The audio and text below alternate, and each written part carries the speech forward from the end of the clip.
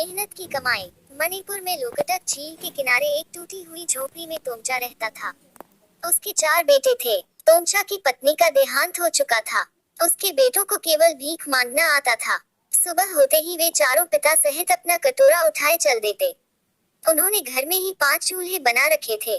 भीख में मिले अनाज को वह अपने अपने चूल्हों पर भून लेते। इसी तरह गरीबी में वे दिन गुजार रहे थे। एक दिन तोमचा को ध्यान आया कि क्यों न बड़े बेटे की शादी कर दी जाए। यूं तो भिखारी लड़के के लिए दुल्हन लाना बहुत मुश्किल था, परंतु ईश्वर ने अपने आप रास्ता निकाल दिया।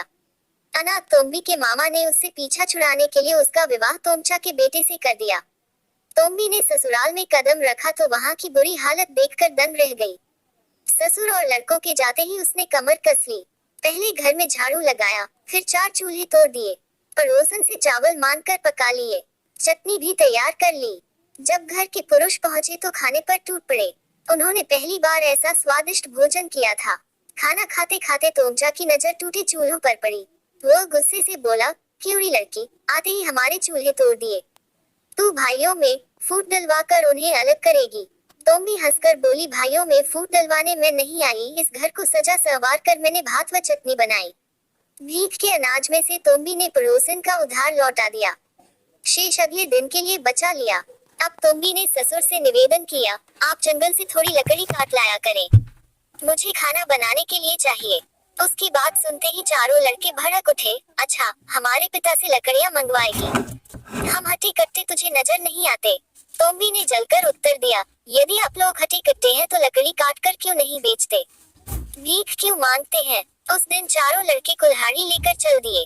पिता ने अपना कटोरा उठाया, बाकी कटोरे वही रहे। तोम्बी अपनी सूझबूझ से स्वयं ही प्रसन्न हो उठी।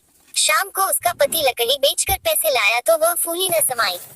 घर में चूल्हा जला, सोंधी सोंधी रोटी की खुशबू आई तो सबने बहू को सराहा। समझदार तोम्बी हमेशा कुछ न कुछ अनाज बचा लेती। पड़ोसन के करघे पर उसने सुंदर मेखला तैयार की।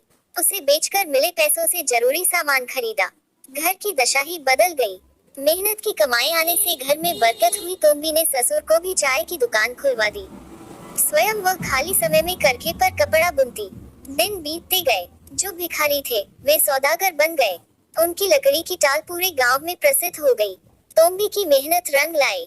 पूरे परिवार ने खुशहाली पाई। तोमचा प्रायः ईश्वर से प्रार्थना करता, हे भगवान, मेरे दूसरे लड़के भी तोम्बी सी गुणवान पत्नी पाएं।